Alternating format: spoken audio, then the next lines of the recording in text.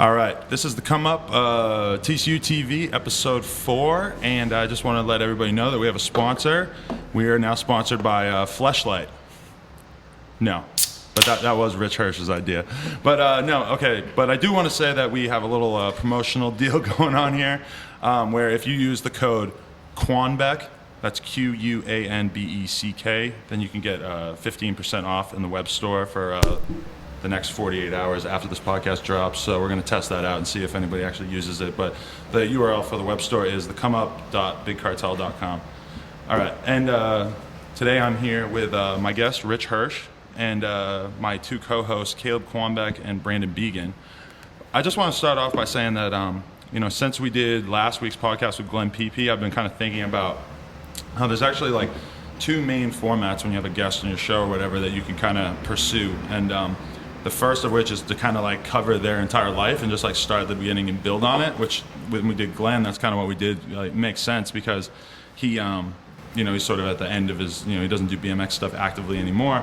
But with today's guest, even though he does have a insanely huge resume in BMX, he's still very much in the middle of, his contribution to our overall culture and everything. So I figured that it kind of made sense to just dive in and just start talking about what you actually have going on today, Rich. All right. So basically the deal is that, from what I hear, BMX is not necessarily doing so well across the board financially, but you are, you just got promoted recently to a new position at Tip Plus, where you've been working forever and working with forever, and you guys seem like you're doing extremely well. Can you tell me about like what you have going on in the building in terms of what brands you're carrying and just what's been going on with Tip?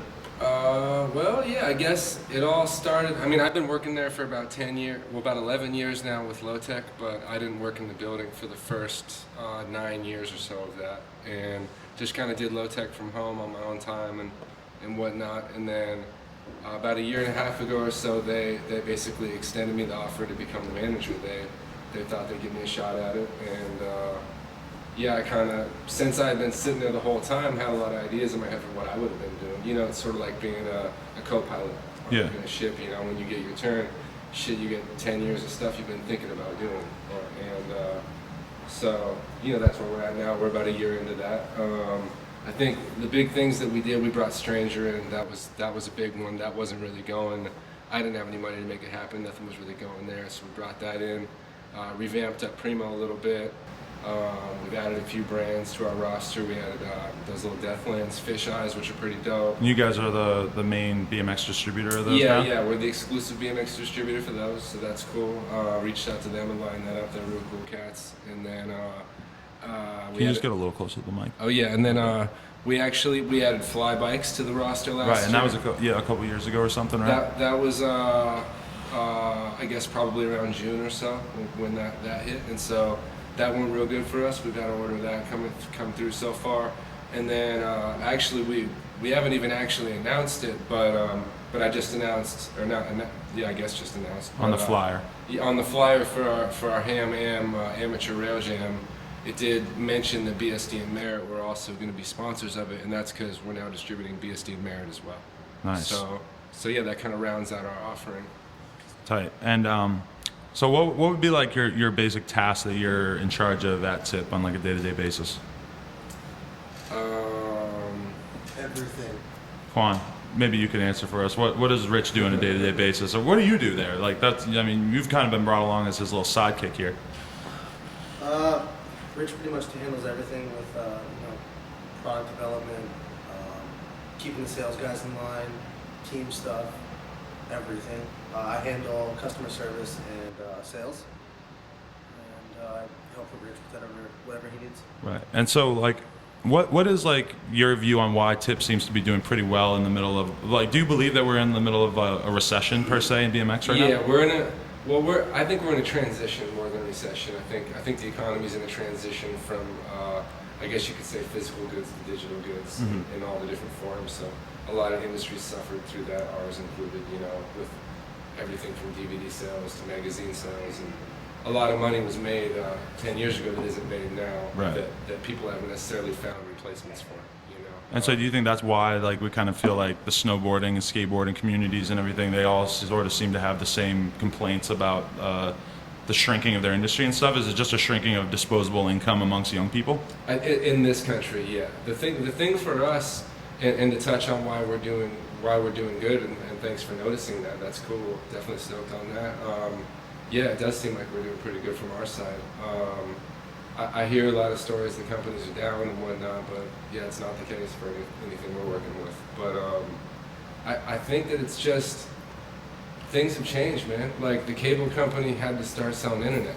Right. You know what I'm saying? In BMX, a lot of cable companies kept trying to sell cable, and it just Yeah. you know what I'm saying? It's not necessarily the industry. It's just times change, things shift. And do you feel like we're still yet to see some of the BMX companies close their doors that probably will within the next couple of years? Well, yeah, a lot of us do it purely for passion. I Right. mean, how many of us would do it just so that we could open our door every day and get to go ride for an hour on Friday, you know what I mean? Yeah. And a lot of us even, work another job just to support our own BMX business, whether it's a clothing company or a shop or whatever. Right. And so, God, those dudes, they ain't never going to close probably. They just, Yeah. it's a part of their community and their life, you know? Right. But there's certain companies that we've heard are in huge like a amounts of record store debt. owner. Yeah. So you see yourself as kind of like a record store owner at this point, selling BMX bikes? No. No, I don't. Not a good parallel. I don't think I think I've probably been in the record store position, but I'd rather, I don't know, I'm gonna do a position with my job at Tip to where I'm actually like able to fulfill ideas that I have. It's cool. It's a fun job where I think of things I'd like to do with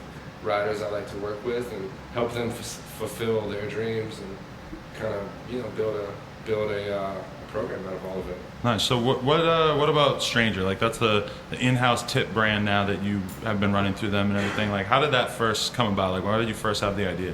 Is it true that Cult was at one point going to be called Stranger? Sort of, yeah.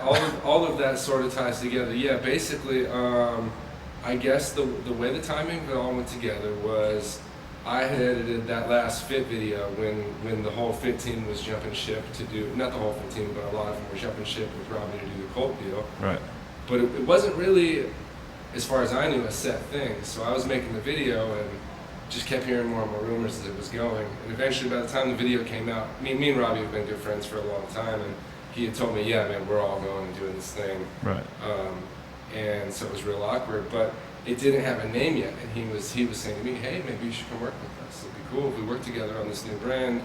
But I think they already had a pretty good identity of where they were, vision for where they were going because they were tied in with Texas and Adam Roy and Empire, and Right. all these different things. But at the exact same time, I'm editing the video for Moeller, and he calls me one day and says, hey, man, you ever think about starting a bike company before? I said, shit, what kid hasn't? Yeah. And so that got my brain running crazy. And this is while you were still on Sabrosa. This was like within a few months, maybe on Sabrosa. Yeah. Oh, but like, you got the boot from Sabrosa because you got the job editing the Fit video, right? Essentially, which I'm not even in disagreement with. Editing a video for a company is probably, especially when you're not riding that much, how I wasn't at the time because I just had back surgery. Yeah. Editing was the biggest thing I was putting out. So, right. To do it for a competing brand, understandable. But yeah, so that's how I ended up getting a little tighter with Moeller. And I was already their graphic designer for Fit years before, so we had a working relationship established. Uh-huh. And, but anyway, so he's like, yeah, man, why don't we, he's like, I came up with the Stranger thing, and he's like, I'm into it, let's do something. Yeah. And so that's kind of how Stranger happened. How the name came to be. Yeah. But then, fast forward a few years later, obviously we did OSS and Stranger kind of out of the same apartment, sort of tried to do it ourselves for a while, and then how did you ended up bringing it to Tip, and how has the brand, there's obviously a whole new kind of identity to it ever since you brought it to Tip, and you guys have been just operating it on a much larger level. How do you see the brand now, and what is it all about? I guess to me it's just about riding. Yeah. You know what I mean? I just try to present bike riding in a cool way. The way I see sponsorships, a lot of people see sponsorships like, I want to work with this person and build their career and et cetera, et cetera. For me, it's more of like a NASCAR. Like I see somebody doing something cool on the internet or in a magazine, and I go, shit, I'd kick that dude a few bucks to put a sticker on. I'd like to be a part of what he already has going on. Right. I like this dude's thing. I ain't trying to change it at all. It'd be cool to slap a sticker on the side of it. You know what I'm saying? Right. And so that's kind of more where Stranger is now. Is we kind of got a new crew of dudes. They're all got completely their own things going on. And then a lot of the guys on the team are kind of guys that sort of had sour relationships at one point or another with their previous sponsors. Like, Yeah. was that a conscious theme that when you put this like crew of misfits together, such as Caleb Quambeck right here? Yeah, I think it was a little bit. Maybe not with A second chance team. Yeah, I've heard it said. We joked around like that a little bit, but not with everybody. But with times, because for instance, me and Miles and Caleb were both tight with Sparkies at one point. Not that we're not. Me and Caleb are cool, Ronnie. It ain't nothing like that. It's just you know what I mean. You have your ins and outs and jobs. It ain't nothing. But yeah, I think that we had those thoughts at times. I mean, I know at least from the top down, I was thinking, oh shit, this would be pretty crazy to get a whole crew together of just wild ass dudes. Originally, Hoder was on the list of dudes I wanted day one. Really? You know what I mean? Shitty was of course on back in the day. Right. So I've always kind of had a soft spot for troublemakers. Caleb, do you resent being thrown in the troublemaker category? Not one bit. You willing to acknowledge that you start trouble? I mean, I was never really a troublemaker, but I don't know if I would agree with that. You start plenty of trouble. You're just low key about it. True. Nobody ever hears about anything that happens behind closed doors. It's true. I don't know how this just ended up being about Caleb, but yeah. So let's talk about the DVD that you guys have been working on, and I know we've talked about maybe doing a future episode of this, like when the actual video comes out. But like, what motivates you to still do a DVD in 2014 after obviously the majority of your marketing goes on online these days, correct? Yeah, completely. Well, I think that the way we'll release it will be different. That will be the key. I don't think that I guess it's about the way the message is delivered. I don't think videos are always going to be great. It don't matter if it's VHS, DVD, internet, however we decide to get them to people, whether they're 1 minute or 14 minute. I do believe there'll always be a creative way to deliver one. Right, yeah, and the packaging or the format that people do consume it is kind of is sort of irrelevant. Would you agree with that? That like, because a lot of companies I think in BMX now sort of seem like they obsess over the idea of being able to control the release or the experience of it, and that's kind of what they don't like about putting it right online. Caleb is laughing because release is his slang for when you were to finish sexually. Understandable. Yeah, all right. Well, he's very immature. But what is your thought on that? I'd say I'm with the side you're opposing probably. Like Holy Fit, to me the packaging did more for me than the video. Really?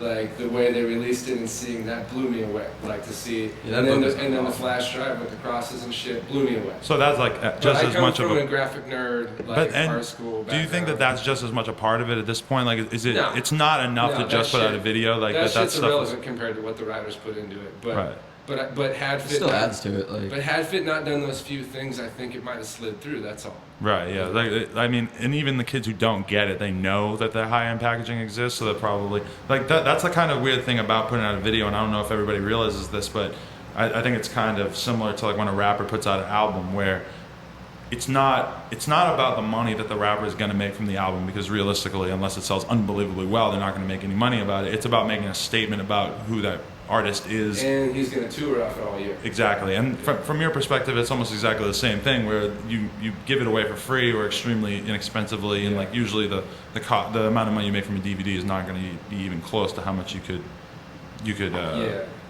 spend when you make it. Every one I've ever made, we tried to sell for break even. Right. But that's like kind of the thing I'm trying to get at with the video thing is like, are you just going to put it out online after the DVD comes out, or well, like? I can't tell you how we're going to put it out. Oh, so this is a surprise. The way we're going to put it out, I think, is equally as important, and so I don't want to get in, too deep into it. But I can say November 29th at Tip in the parking lot, you'll be able to watch it on a big ass wall with like 500 kids. And that is that the Ham Am? That's the Ham Am, yes. And what's the exactly. concept behind that? That is, we just looking for the hammiest Am around. We built a handrail and some stairs, and we got obviously a bunch of brands at Tip affiliated with us, and we wanted to throw an event, but there was nothing but for the kids. Pros can come and watch, but it's the kids that interact. I think it's a really sick idea. That's not really saw that. I mean, how many kids are there in SoCal? It's sunny here all year. Right. And we built the perfect handrail, the perfect ledges. We didn't, Aaron Monster did. But like, Kevin built it all himself. I take full credit. But you know what I'm saying? We built the perfect thing that you can't find in SoCal. You'd be getting kicked out. And so we get all the kids to turn out and, just, I don't know, give them some shit, give them a high five, hang out. Do you think BMX has sort of failed the AMs in a sense? There's not enough ways for young kids to come up? There's so many young kids that are good at it. I mean, yeah, a little bit, because it feels at the moment like if you're at that level, your only options like YouTube. Right. YouTubing yourself. Like where could you go to an event? I mean, I think Colt does a couple of things. They're killing it. They have that Colt and Wayne thing that was huge. Right, and they did the DVD as well for their MT. That was a cool touch. DVD, which that's got to get a lot of younger riders stoked. Yeah. But yeah, you don't see a ton of it, you know. And I don't know. I like it. Okay, so what about the brand that you started back in the day, Lotek? Where does Lotek stand today as a brand? That's a good question.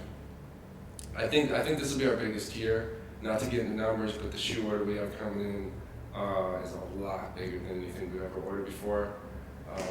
New vendor, real deal shit. Like Shoes are so much more legit than the road. oh, cool. Thank you. Yeah, Began's been wearing. He's got a couple of samples. Juan's been wearing a couple of samples. And what has been like the key to that? Like, have you guys actually just got this new sole going on?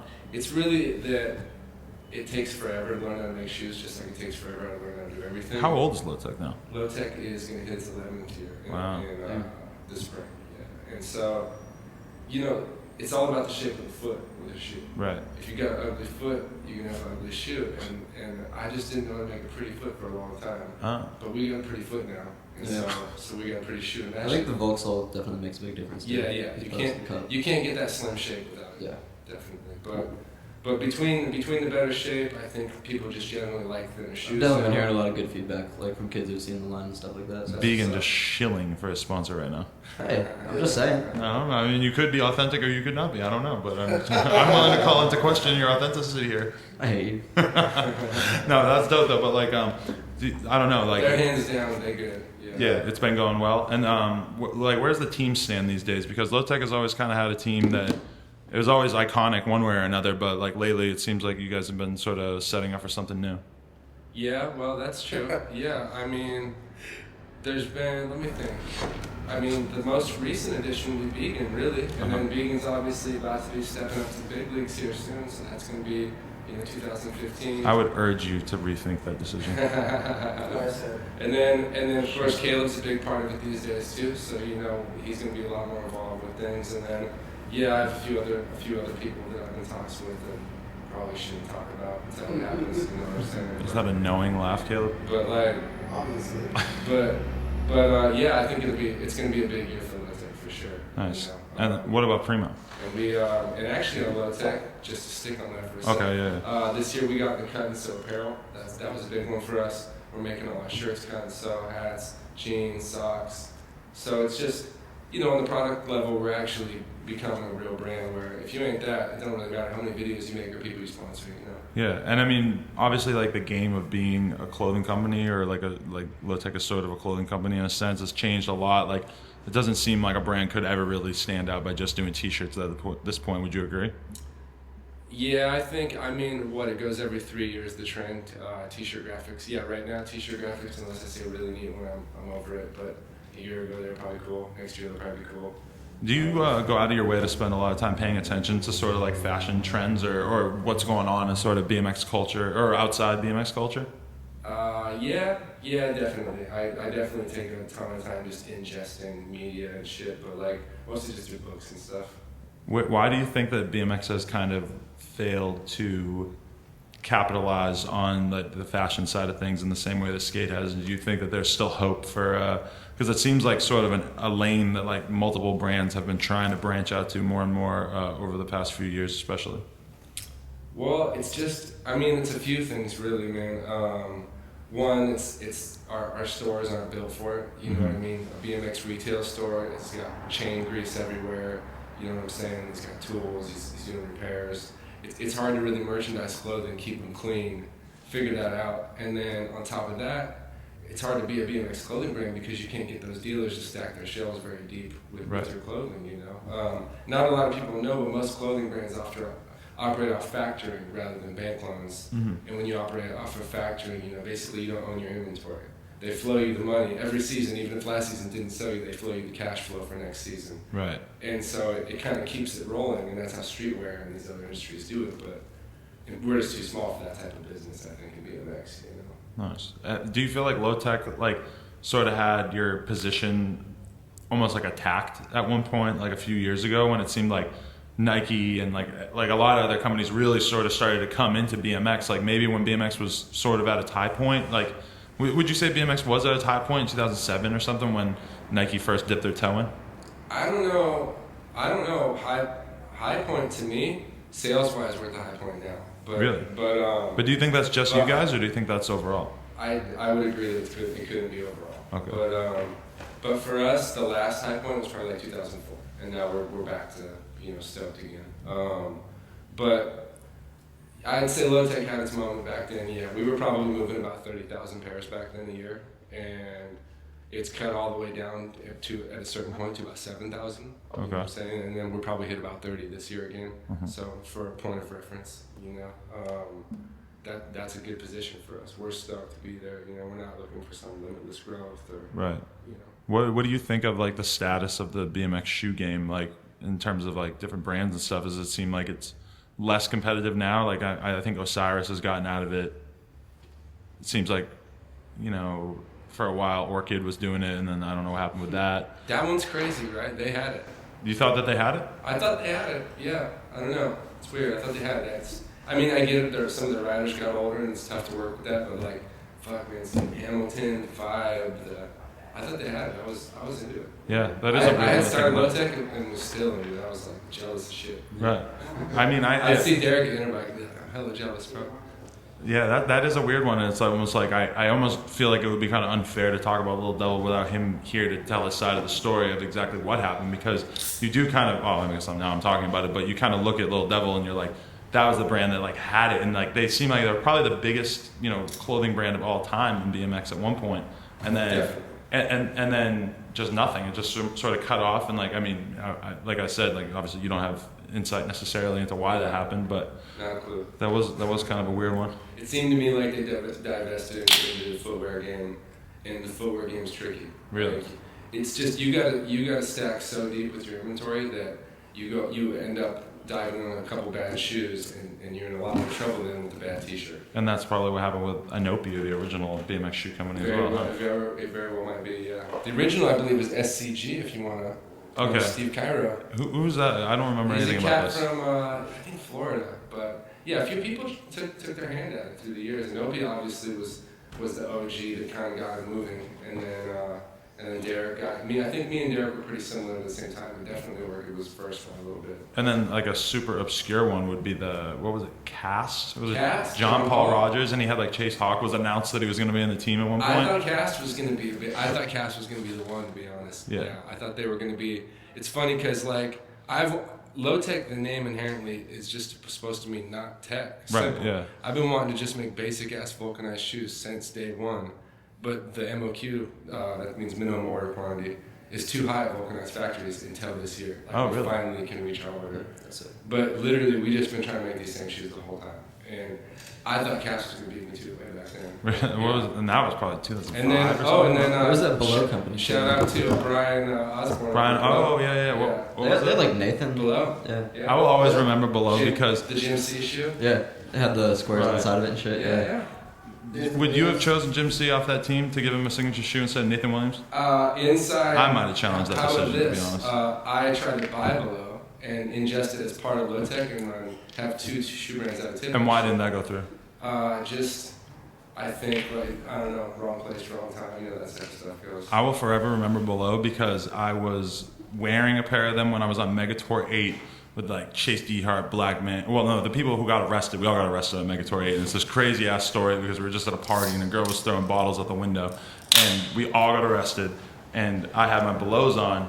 And when I was in prison, I had to sleep, or in jail, excuse me, I had to sleep with the shoe as my pillow. And then when I wrote the article about it for Ride UK later, I changed it to say that I was wearing Lotex because Below was already clearly going out of business, and I just didn't want to. So I lied on the pages of Ride UK. That actually would have been an interesting thing for me to point out in retrospect. Oh shit. But yeah, below, that was a weird era. Yeah. I may have used my Lotex as a pillow before. Me as well. I assume that you're the type of person who sleeps outside almost, on a weekly basis. You would look at home. Maybe pass out more than sleep. Yeah, well, I'm not saying how you ended up sleeping. All right, well, we're going to do our first musical break, but this is a song that, as long as we're talking about Lotek, I thought might, conjure up some memories. This is Curtis Mayfield. Eddie Cleveland. Yep. Yeah. We're gonna How could we forget? Hello. We're going to talk about that when I come back, all right? We'll talk about that era. All right. Shout out to school kids. All right, that was Moving On Up by Curtis Mayfield. Rich, what memories does that song conjure up for you? It's just a good song, man. Can you get closer to the mic? Yeah, it's just a good song. Yeah, well, how'd you end up choosing that for Eddie Cleveland's Lotek mixtape Right, section, right. the opening song? I feel you. Well, he had basically, I guess, I was sitting on this footage of this kid that nobody really knew. And this was before anybody knew about him. Yeah, exactly. He was from Salem, Oregon, and I had just met him one day at this little skate park, and it's sort of I don't know how to equate it to anything but Taj from my era, but when you see 100 people, but then one guy does everything entirely different, like a guy that's left-handed, but he's really left-handed.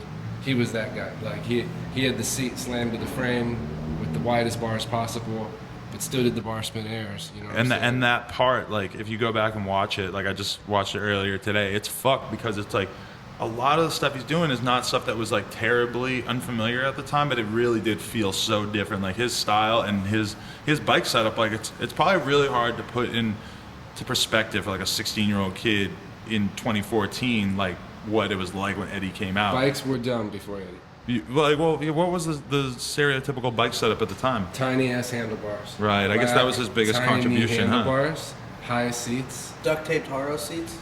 Just picture high seats and tiny bars if you were gonna do a bar spin. You know what I'm saying? And now everybody just doing it.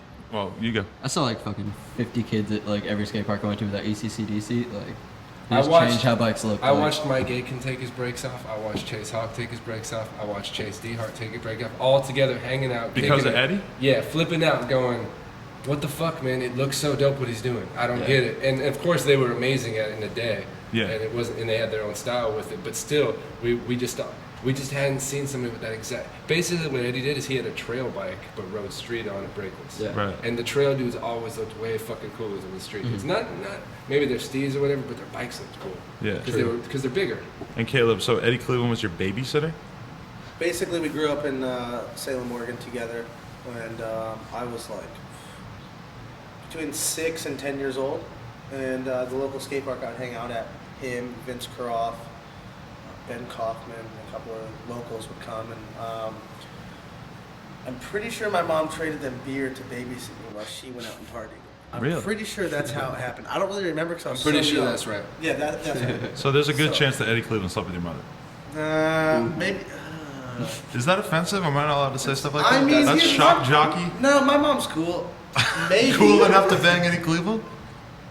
That would kind of be epic. It's kind of scary that you don't seem so sure about this not being a thing, because I was kidding. No, I'm really not sure. But hopefully she never fucking sees this podcast. Wow. But Eddie, His mom's cool. Your yeah. mom subscribes to the YouTube, I heard. You're wrong. Okay. She might have banged Eddie, but she definitely doesn't subscribe to your YouTube. but All right, go. but anyways, I grew up, around Eddie. I had the slam seat. I rode trails, and had big slam bars. At the time, slam bars were the biggest bar you could get, I think. And so you were young when Eddie went pro and everything. So Wow. was that a movement in the NW at the time? Oh my like God, where, you have no idea. Really? Yeah, well, you have to think, like, I grew up around, I knew Rich when I was 7 years old. Yeah. I'd see him at the YMCA skate park. And so I've been around, like, I was just fortunate enough to grow up around this certain group of people, Eddie and Rich included, and just kind of be involved some way, whether they're just my friends or helping me out with bike parts, my whole life. Yeah. And do Since 7. Since 7. the salty He's on his trail own before Nazis hold it against you that you're a four-peg free coaster geek now? No, they're all really cool, except Adam Perez. I'll put that on here. Hopefully he sees this. I feel like I recognize that name. Who's that? It don't matter, but Just calls him out and doesn't give a single lick of detail. So basically now you have to fight him, but there's no detail for anyone to do it. Whoever this guy is. No. He's about the only one. But everybody else that rides trails in the Northwest is Justin Inman, Brennan Britton, Jeff Lantizer. Everybody has been real cool and supportive of however I ride, you know what I mean? As long No, as you I'm basically riding. ride flatland now. Basically do ride flatland. Yeah. How'd you get so good at nose manuals? Being top heavy. Have you were always just good at those, or was you just cheating with those old Primo forks back when they first came out? No, this was way before those Primo forks. But I think This being your nose Caleb manual started the prowess. movement. no, I think You invented the nose manual? I think Matt Piro was my biggest influence with nose manuals. Okay, yeah. I'm pretty sure I've been doing it a long time. But yeah, Matt Piro and Eddie. You know, Eddie was doing them. And would you just work on them like crazy when you were younger? Yeah, I don't know why I spent so much time. I think I forgot to learn so much stuff because I spent so much time doing nose manuals. It was really a labor of love like that? Oh yeah, it was just as hard for me to learn nose manuals as anybody else. It's like learning a manual. It takes you forever. Yeah, except I remember the manual thing. I just can't imagine applying that to the nose manual. Like I remember sitting in my driveway for 6 months or whatever, like at least 10 minutes a day trying to manual, but I can't imagine applying that to the nose manual. Well, just because when you loop out on a nose manual, it sucks a lot worse. Yeah. You know what I mean? And I love seeing like people like Chad Curley, and that's the first one that comes to mind because I just watched his Instagram clips. But Chad Curley, seeing the way he does them and how amazing he is at them. And Does how he do them consistent. differently than you do? I mean, not really. I think everybody does them the same. He but- does them more urban, whereas yours are more Hardcore. punk rock, hardcore. HC. HC. Caleb does straight edge nose manuals. He only manuals straight edges. Yeah. Rich, what are your early memories of Caleb? Make me sound good, don't. Come on. Make him sound Come horrible. on, dude. In a dumpster behind the YMCA eating fucking fruit. No, he was just that little kid. You know what I mean? Every crew in every city, I feel like there's some little kid that's riding with you, and then he just got real good. He was always a good? little kid. No, he was a little kid that was just all right at riding, like all the little kids. And then he's like a year later or some shit. All of a sudden, he was nose manualing around the skate park Right. overnight. It was tail bearing on the quarter pipes and shit at like 15, 16 years old. Or maybe even maybe like 13 years old. I don't even know. How would you guys both, I guess Rich can go first, how would you describe the type of BMX rider that the Northwest breeds and in comparison to the average BMX rider in America?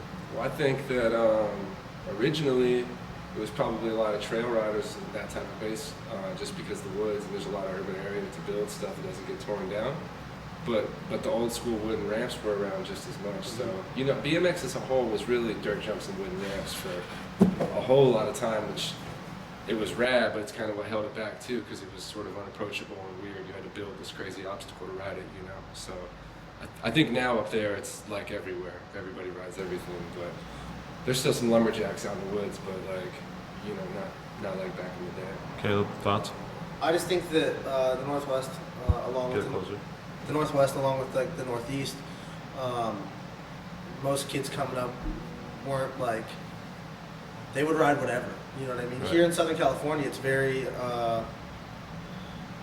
choosy. You got the street riders, you got the park riders, you got. I think that's more modern. I think that's kind of everywhere now that people have become You hugely can't segregated. Yeah, it is more segregated now, but like back, even now, like you go to Northwest, now you go to Portland. I only left a year and a half ago, and every kid will still go ride the dirt jumps, go ride the park, Really? go ride the street. Yeah, hands That's down. Is there an excess of salt in the Northwest? The rain doesn't help. Yeah, there is. The farther north you go, the saltier it gets. They got low pay and high rain. Yeah. Yeah, Isn't there like super high suicide rates up there and everything too? that high suicide rates Yeah. too. Yeah. Tacoma and Seattle, I think. Yeah, that's is real. high. What about like hard drug usage too? Isn't there like big heroin thing up Oh there? yeah, all of it. I mean, all those really go hand in hand, which is, I believe, low employment, right? Yeah. I'm sure Detroit got one of the worst scene. Caleb, I could see fitting in Detroit. I've been there. He's a Also, this is juggalo. making me realize that I like having somebody on the show to pick on. Yeah, I mean, Caleb, you maybe do it maybe you every could day. come on more. Every day you pick on me. I like having Caleb around because Adam stops picking on me as much and picks on Caleb more. It's tough. Just spread it out. And it sucks because I either see Alfredo or Adam every day pretty much, and it's either way. Either one or the other. Either picking on one you. or the other is just being an asshole. You never get a break. No, but Is Rich an asshole to you at work? What is he like as a boss? I guess that's what people probably want to I mean, know. he's a boss. Yeah? You know, if I'm out of line, he puts me in check. I'm doing How a good does he job. put you in check? The paddle? Ruler over the knuckles. You know, but I mean, if I'm doing, taser. Tells Caleb he can't go smoke a cig for 3 hours. No, I mean, we got this other guy that smokes too, so it's cool. But They got it. you know, if I'm doing a good job, he tells me I'm doing a good job. If I'm doing a bad job, he tells me I'm doing a bad job. What does if she smokes, she pokes me? I mean, is that really relevant in this podcast? Well, it's one of your theories, and All I just right. want to clear it It's up. not a theory, it's science, first of all.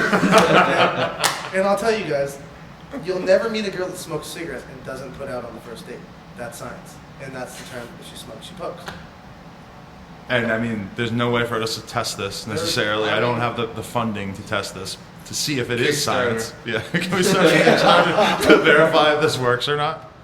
We could. Yeah, I'm down to give it a try. All right, back to Rich though. Another name I just wanted to bring up. Yeah, Caleb's eager to get the topic up now. Stop talking about me. Another topic I wanted to bring up though is another rider that you'll probably always be given credit for in like the early days of Lotek was Chase Dehart. Like, how did you first meet Chase, and like what are your earliest memories of him? Because he's obviously, you know, a legend in BMX, considered a style god right alongside Eddie.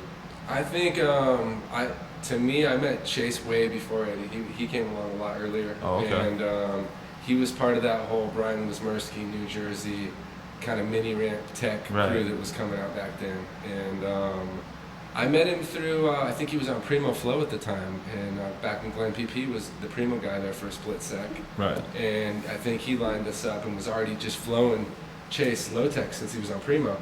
And then I just seen him ride and I was like, oh shit, he's dope. And Yeah. then I can't really remember what the trip was, but one point or another, somehow I ended up getting him, and maybe Robbie did, maybe I did, I can't remember the way it orchestrated, but I ended up getting him and Eddie together, and they were just instantly homies, and so it just fit. And that was just like an instant marketing campaign. That might have been, was that the first time in BMX that we had seen the sort of like the wacky pair together marketing campaign with pro riders? Not that they were wacky. Well, but- yeah, that was the fit to do the collaborative products with them. Yeah, Yeah. I hadn't seen that before, so that was pretty interesting. Yeah, Yeah. I mean that stuff killed it. Everybody loved it. It was, And you did get a cease and desist for that seat, right? The ECC well, I seat? didn't. But, Oh, well, Fit did. Yeah, I didn't do the graphics at that point, but Interesting. yeah, they did. I believe get that. Can't fucking shit up. Yeah. Well, another rider that comes to mind real early on was Edwin too. Like Edwin was one of the first like Lotek team riders, even though you kind of lost him early on. But like, well, I mean, I guess we talked about Edwin with Glenn PP too. But like, he was always like a rider that I know you fucking were worshipped as a rider. Of course. And how'd you get him on Lotek back in the day? Because who was he on before you guys? He was on Eddie's. Exactly, We got yeah. him from Eddie's. Yeah, when we came out, we jacked Ends and Edwin from Eddie's, and luckily Ends still on to this day. But yeah, that wasn't an easy move. Luckily, Glenn PP, Glenn PP was the guy at TIP when I started Lotek. Okay. So he had the connection with these cats, so it all kind of tied together a little bit, and so he had the relationship with Ed already. I might have known Ed a little bit from just riding and stuff and whatnot. Oh, I forgot, actually, I did ride for Animal for a bit there, so. Oh yeah, true. And that's like, I mean, well, that is something that we can really delve into here. Is just that you have had appearances in like a huge number of the most historic BMX videos, and a lot that would probably surprise people. Like I don't even Caleb knew that you had clips in Seek and Destroy. How did that come together? You had like a split three-way part with Mike Ardeline and who's the other dude? Was it John Bristol? Bristol. It might have just been Ardeline. No, It was some- It was a three-way. Yeah. It was someone less It memorable. wasn't a Northwest cat. Okay. Maybe Pat Juliff. All right, but either way, like, Bad timing, sorry. yeah, how did you end up getting clips in Seek and Destroy? No joke, this is some like fun little kid shit, but they ran an ad. People really did this back in the day. And Riot, as a company, it said looking for riders. Like a tiny little, Really? Ah. a tiny little 2-inch tall ad. And as a kid, 15 years old, I was like, oh hell yeah, it's like mail your videotape in, we'll holler or whatever. Yeah. And I, as a 15-year-old, loved socks with 666s on them. True. Everything they were about at the time, I was Yeah. just going crazy over. So sent in the video. Derek Adams like called me like a week later and was like, "Yo, I showed you tape to Van Home and he thinks you're dope." I didn't actually know that was the time because the stuff hadn't come out. Right. But he was still a dude in that scene, and you know what I mean. And obviously when the video came out, that was like the craziest news ever. Yeah.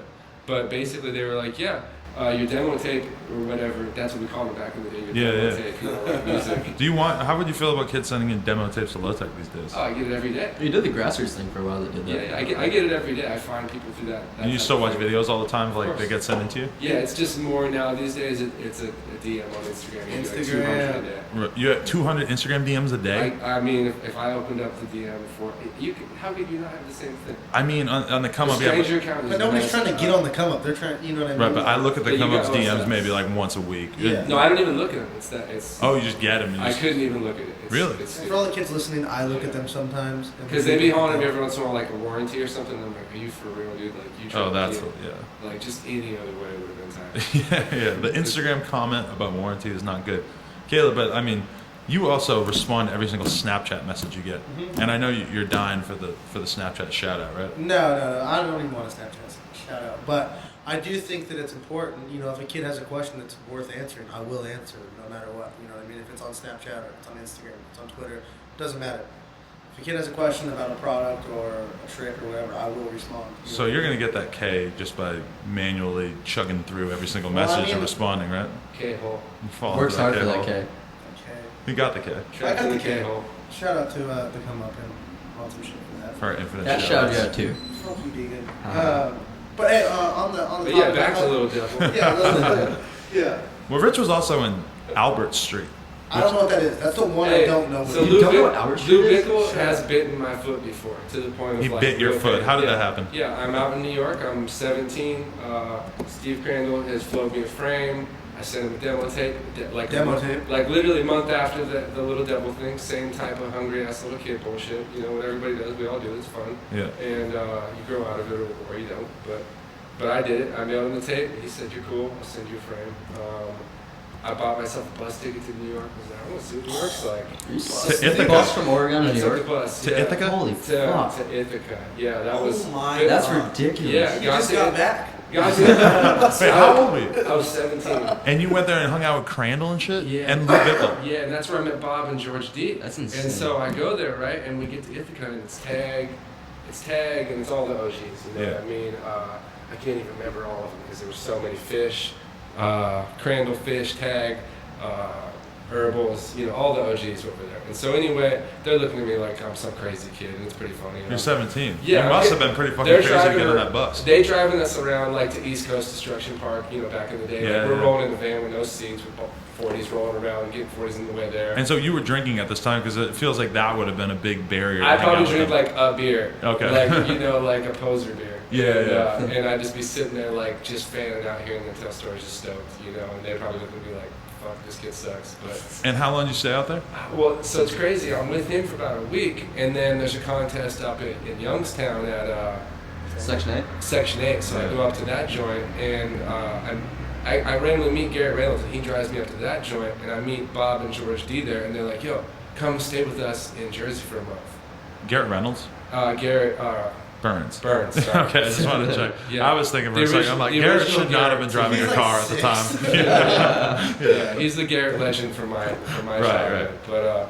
But yeah, so anyway, all these dudes are super cool to me and show me around, and then I end up the weirdest thing. I end up going back with Bob and George D and just staying in Bob's basement with them for a month and just going around the city every night. Meet Darryl Nah, meet all the cats. So did that have like a profound impact on the way that you viewed BMX? Completely, because And the possibilities, I would because think. Grizzle had just been edited, and I Right. saw it for the first time when I was there, and that changed bike riding for me. That was Really? the video that was, oh shit, this is what we do now. Like already Road Fools 1 and 2 had that. Like I was like, oh, Joe Rich is going down hand nose backwards. This is cool. So it was street riding in particular, because you grew up just riding ramps, right? Like up until a certain age. Not just everything. In Portland, you could only ride Burnside till about 10 a.m. So then you Okay. could only ride street after that. Okay. So we still rode a lot of street. Oh, right. But it wasn't the same. It wasn't like the street these guys rode. Yeah, and so then that just made you realize that there was a lot more that you could do. Did you go back home after that stay in New York and all of a sudden like Oh yeah. have a totally different perspective? Completely opened up the whole city. Really? Yeah, opened up the whole, and everybody. I brought that video back, and everybody I showed it to, it was like a Bible. Like every single person, it was like a convert. You know what I mean? They were like, "Oh my God, put the pegs on, feeble that rail, whatever." You know? Amazing. Yeah, it was pretty tight, man. It was cool. The craziest part about that trip, though, Animal hadn't started yet. I guess it had started for just them. And Yeah. so I go out to dinner with Ralph and Bob, and they say, hey, we started this company called Animal, and we didn't know you, but we seen Criminal Mischief, or I'm sorry, Seek and Destroy, and you're on Animal. We put you on. We never met you or anything, but we put you on it, and you're on our team list. That was how it was back then. You didn't even have to ask. You just decided. Yeah, they just put me on, and they just gave me a peg and a sticker, but I'd already been on for a little bit, like a couple weeks or something. I didn't know. And you didn't even know. And they were, and the only thing I remember is them handing me, and they were like, yeah, we thought you were Asian. And why didn't you stay on Animal? it. What happened? You ended up on Mosh, right? I ended up on Odyssey. Odyssey and Mosh at the same time before Mosh became Just a Parts Company, Yeah, right? Mosh was a bike company, and so I got lucky and got a ride from Mosh and Odyssey, and then Mosh said we want to be parts, and obviously I had to quit Animal to ride for Odyssey, Right. Which was a huge bummer, obviously, but it was cool. Odyssey was a really cool deal for me. Jim Bauer became a good friend. It opened up a lot of opportunities and shit. It was cool. On that note, guess what song I'm gonna play? I don't know if I'm pronouncing this band name right, but I think it's the Spinanes. Spin-ins. Yeah, Yeah, and that's important. the song's called Kid and Candy, and we could talk about why this is relevant after we play it. All right. Tight. Okay, that was the Spinanes with Kid and Candy, and so that was your song in the Odyssey video. Did that video have a name?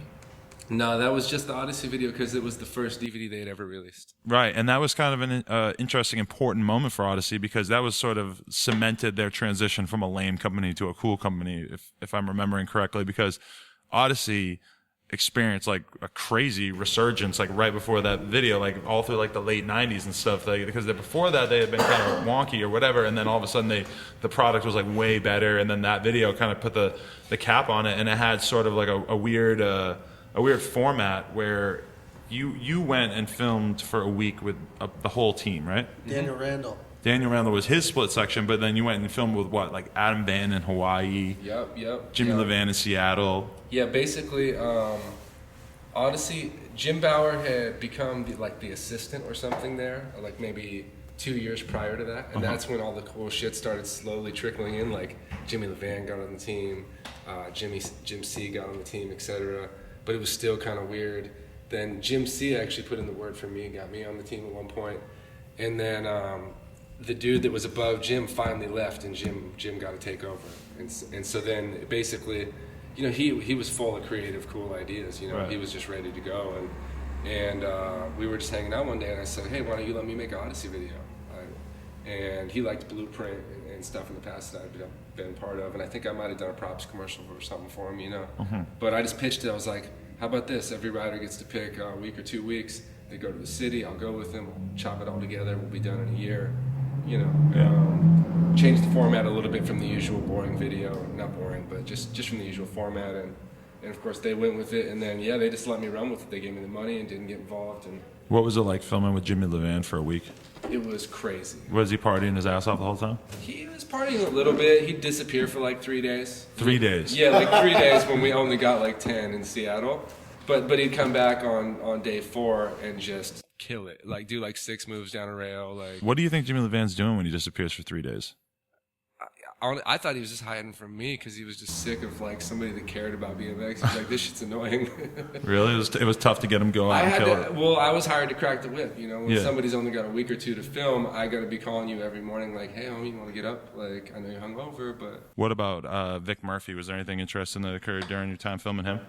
yeah, I mean, that one was real crazy because we went to Mexico City for Vic, so his was the only one outside the U.S. other than Gary Young actually did Vancouver, BC, but Mexico City is a little bit more exciting, as you can imagine. And, you know, we went to the pyramids, we went to all the crazy spots, did all that stuff, and his riding's pretty wild. It's real old school and classic, so he's just doing wall rides and tables off stuff and riding banks and things. But he ends up starting his own parts company, Industry, while I'm editing the video.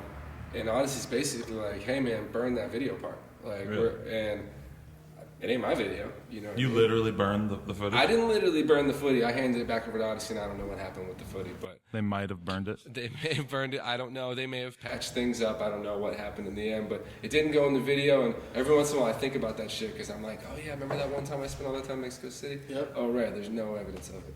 You guys remember an Office Space where they take the printer out to the field? And That's how you imagine it? That's how I imagine the tape. I think that pretty much probably summarizes what went down with that footy. yeah. Actually, I don't mean to be picking on Odyssey at all, especially since they don't have a representative here, but there was a funny scenario back in the day filming for the Sunday video where Carl Pointer had a full section film for it, and at one point Jim gave the footage to Charlie and was just like, here, like, edit this because he's going to have like a goodbye edit to the team or whatever, but then at some point they decided like, fuck that, we're not going to give him a goodbye edit. And so I saw it was on Charlie's computer, and I don't really remember a lot about it, but for years I would tell Charlie like, yo, put the fucking lost Carl Pointer section on the fucking YouTube or whatever, and I doubt he even has it at this point. But Right. I mean, there's probably all kinds of weird examples of different like lost videos over the years like that. Not to mention stuff that's been stolen or Yeah. shit like that. Yeah, and I mean, even shit, we were just on either Vimeo or YouTube a day ago, and Caleb said, oh, there ain't no more videos of me on the Hoffman thing.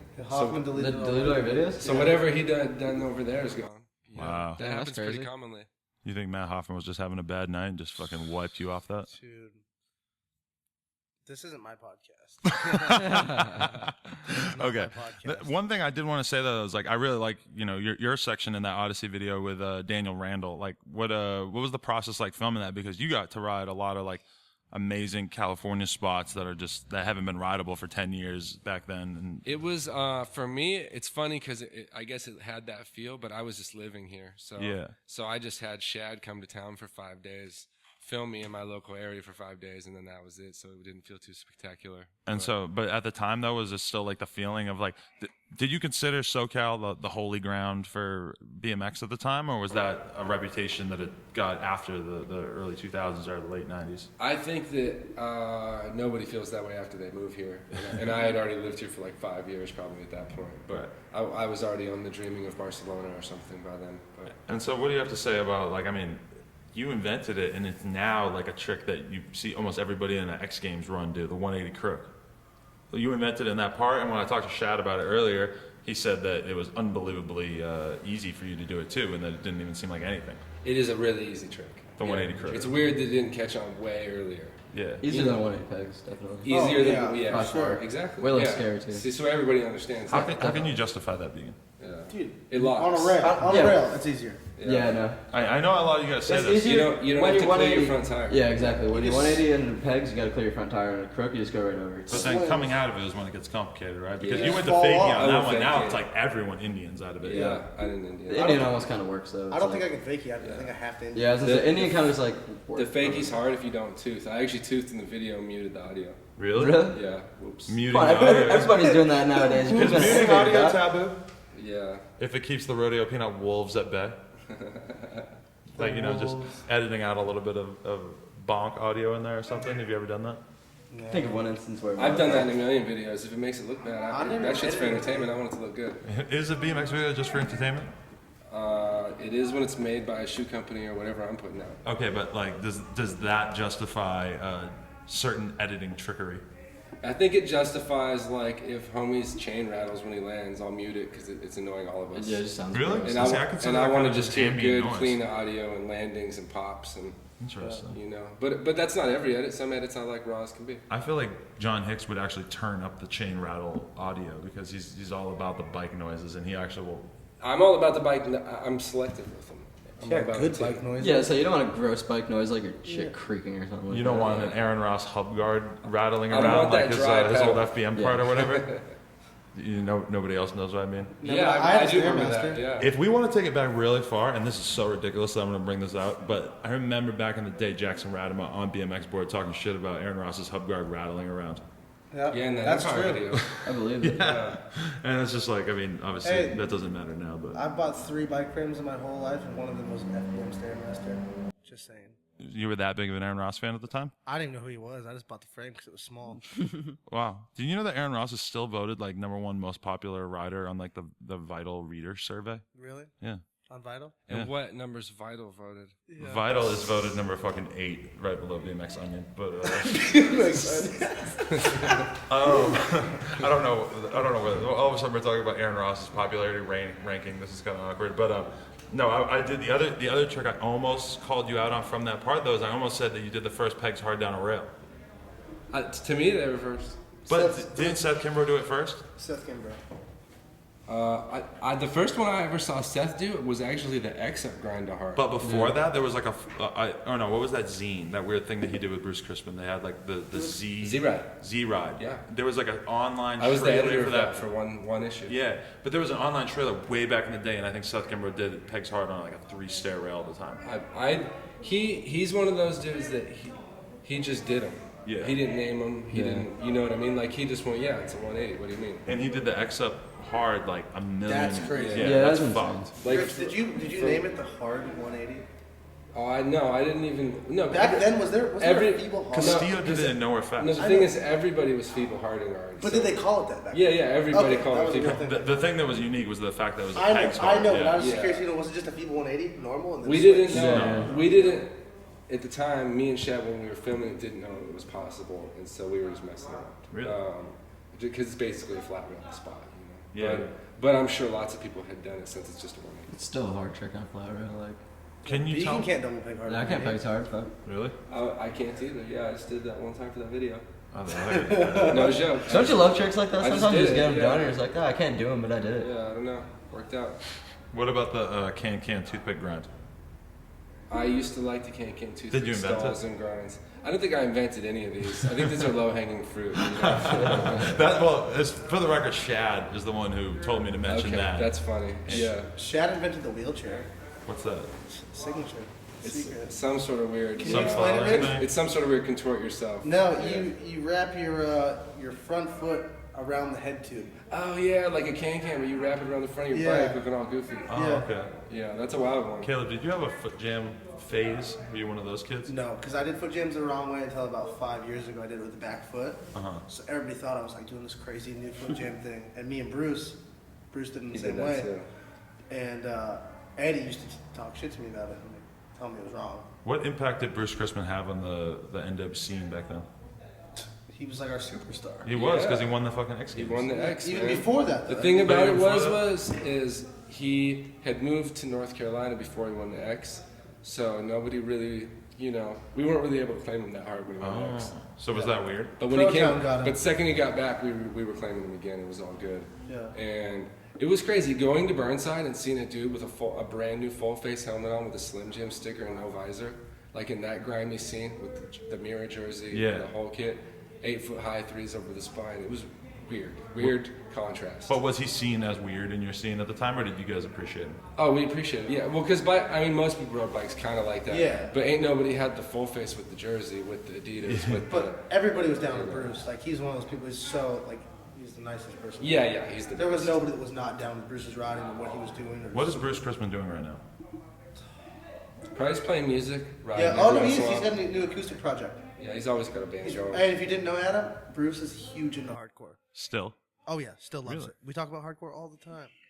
Hey, listen to this. This is something that Shad said. He said about Rich. When he moved back to Portland when he was around 18 or 19, him and Bruce Crispin would blast the Mariah Carey Butterfly album like crazy. I could see that. You don't specifically remember that, though? I feel like that's the one. Like Maybe we should. I Play think it. I remember. I went to China with Walter Perringer and John Bristol and to do demos, and I remember getting this bootleg Mariah Carey Butterfly CD, and I think yeah, we had like tight Chinese writing all over it, you know. And Yeah. I was like, I think I came back. I guess I must have been bumping it. Yeah. We were weird. You're weird when you're a teenager, you know. It's true, yeah. Yeah. All right, we're going to take a quick break and play another song. Okay, that song that we just heard right there was by the Avalanches, and it's called A Different Feeling. And we actually are going to have to chop it down a bunch because only a certain part of the song was actually used in the video that we are referencing. But that was one of the songs in the Mosh, so freestyle video. Can you tell us about what it was like working on that project and who was involved? Yeah, definitely.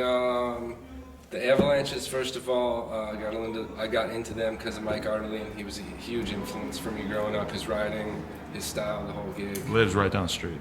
That's tight. We've seen him the other day. He's a good dude. Yeah. And but yeah, just I don't know. Mosh was the jam, man. It was literally nothing but friends. We never argued. It was a good deal, and it was weird because a real eclectic group. You know, we had Corey Bowen at one point, Heath Pinner. How did Corey Bowen fit in with the group?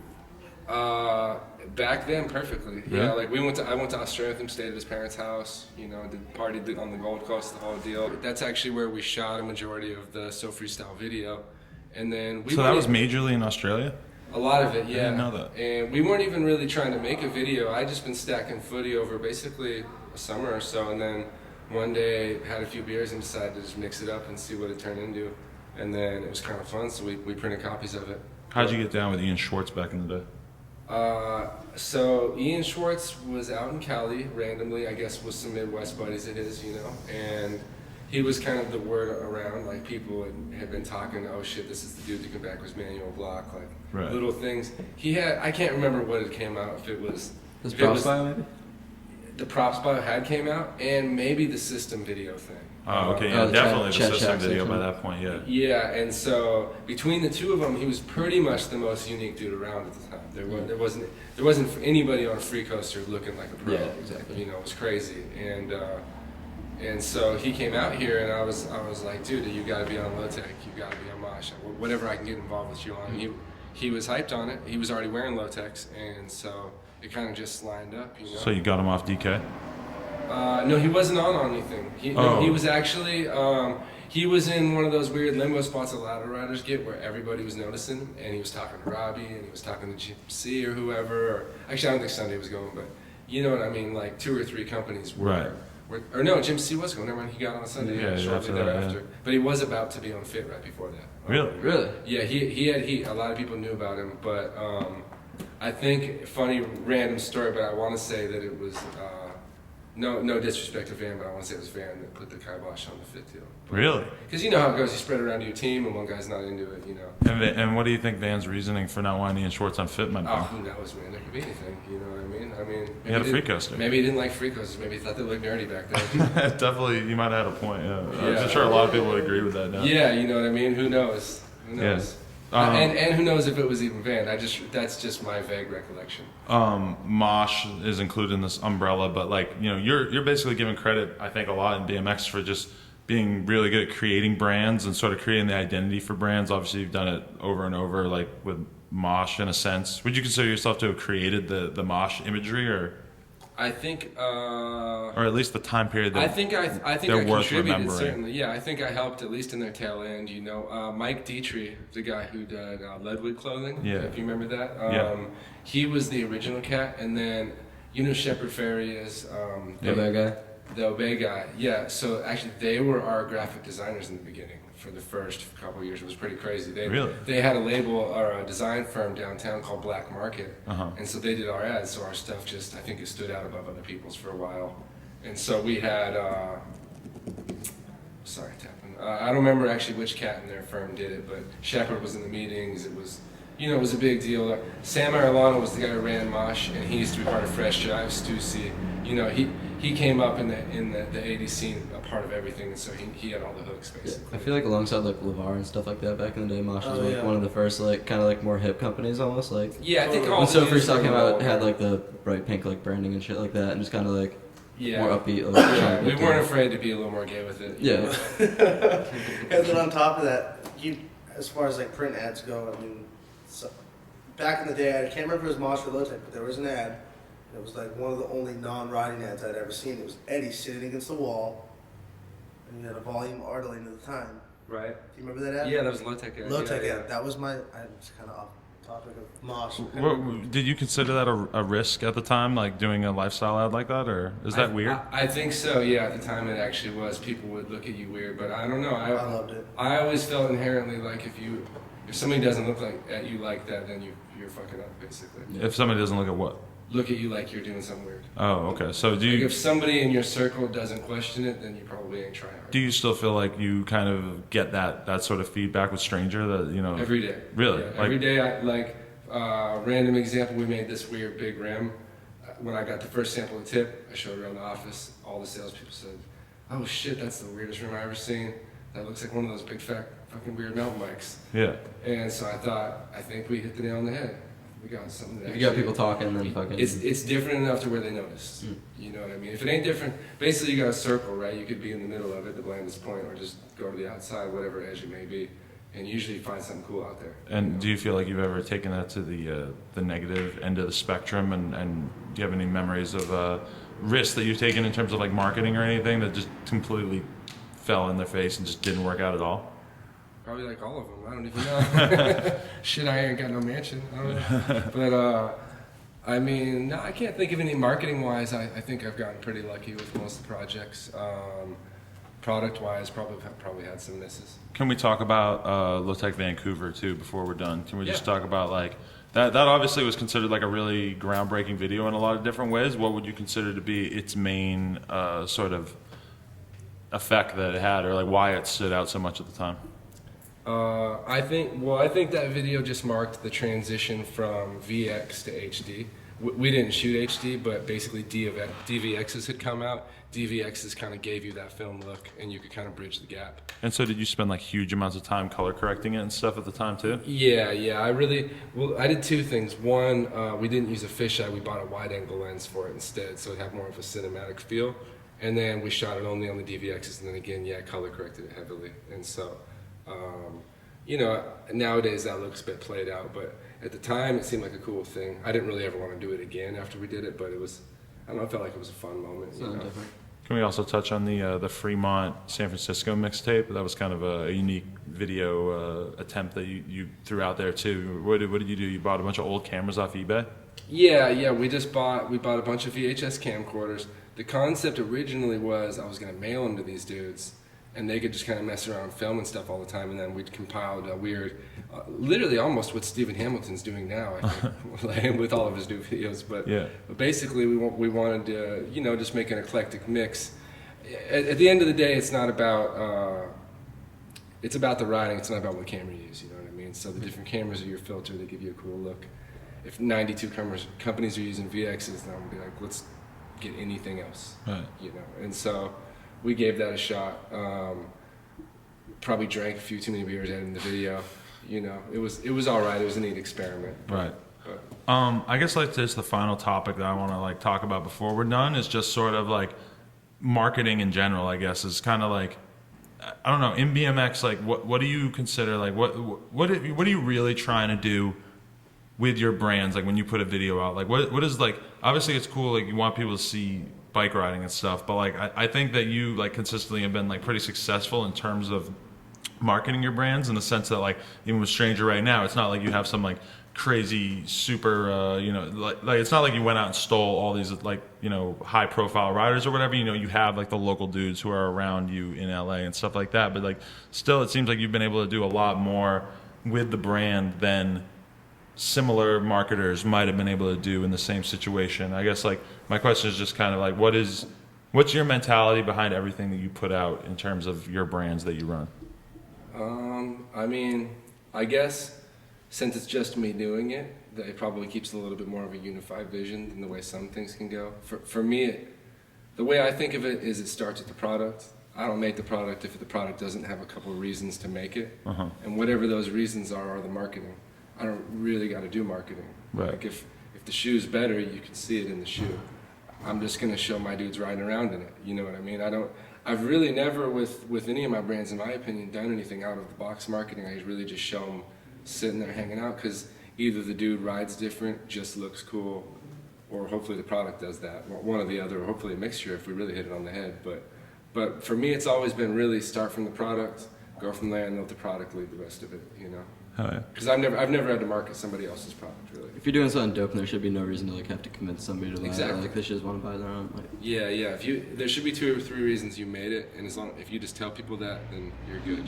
And that also goes into like being, my job as a sales rep at Tip. You know what I mean? When I call a shop, I don't try and convince them to buy my product or our products. You know what I mean? They've seen our products. They get the emails. They go on our website. And when they see the product, either they're going to want it or they're not going to want it. So there's not really any convincing with anything, and I think that falls over to marketing. Same thing, you show a product, you have an ad in a magazine where it's just your new shoe, and you did a good job on the shoe, it's going to sell. Exactly. Over the photo of the dude doing 360 down a set of stairs or whatever. Even though you're typically the guy doing the 360 down the set of stairs. Yeah, I mean, I'm on both sides, but. All right, so yeah. What I guess both of you can help answer this. Like, what do we have to look forward to from Tip going forward in 2015, since 2014 is almost over? Yeah, a lot of new stuff, man. Like I said, we brought in Fly last year. We just brought in BSD and Merit right now. we're starting our amateur contest series. We're going to do that at very least once a year. A lot of people working with us on that. And then with the setup we have, I got a feeling we're going to have a few other contest type things happen. And then probably going to be working a lot more with you guys on things as well, you know. Just, and we do have some rider changes and news coming, but you know, got to keep that under wraps still a little bit. Those are going to be very interesting for the people at home. There's definitely some big changes on the way. Well, either way, I'd like to thank Rich Hirsch for coming on. And if people want to get in touch with you on social media or anything, what's the best way? What's your chosen platform? Yeah, I don't really have one. Yeah, no? I'm good. I'm hidden. Lotek, Stranger, like whatever. Yeah, Let's just figure it email out. me through a company. I'll get right back. And then of course we have at Stranger BMX, at Lotek Brand, at BMX Primo. Exactly, yeah. And at Tip Plus BMX. I manage all of those directly. So. Okay. Yeah. And Caleb, why should people follow Caleb Kornbeck on Instagram? That's a great question. So we don't have to keep shouting you out all the time. That's also true. I mean, I hang out with about 4 people only, so if you don't mind seeing Stevie, Began, and Adam, I mean, you can follow me at Caleb Kornbeck. You might see a nose manual here and there. Oh yeah. I mean, I just do nose manuals and stuff. Yeah. There's all kinds of nose manual fans out there. Yeah, sample products. Oh yeah, that's another thing. I Peep them sample products. I test a lot of the products that come into Tip. So follow me on Instagram, you see photos of the bike.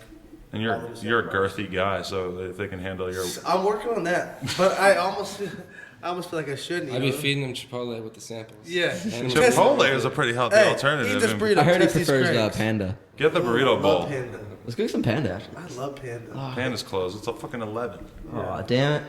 All right. Well, Rich, thank you very much for coming on the show. Thank you to Thank Began you. and Quan for my my co-host spots. What did you just say? Began and Quan. Oh, okay. What? Nothing. Okay. Well, to all our listeners at home, you know what to do. Yeah. TheComeUp.com, The Come Up BMX on Instagram, The Come Up on Twitter. At Brandon Began on Instagram. Follow Unfollow me. Brandon Began. I post lots of pictures. It's cool. Of Follow me. selfies. He's You a post more juggalo. Selfies than me. No. There's tons of evidence online now that he's They're a not juggalo. selfies. Other people take them. Shut up, Caleb. All right. Well, anyways, thank you, Adam, to come up on some shit. Vegan. It was nice Thanks for seeing you having us. guys. It was nice seeing you guys. Thank Later, guys. All right, well, so we roll up to it, and Stevie, I remember the words that came out of his mouth. He said, holy shit, this is like a 15. Because he had threw up like a 15 stair like the weekend before, I think. And so he said, oh my God, it's like a 15. So then what happened? We all fucking set up. Hick set up the camera. You fucked around on flat for a little bit, and then, I mean, do you want to tell us from your perspective? Well, I mean, I was asleep in the car, so I kind of had to get out of the car and Warm up a little bit, yeah. warm up and get going. Yeah. Did a few hop trucks and then sent it.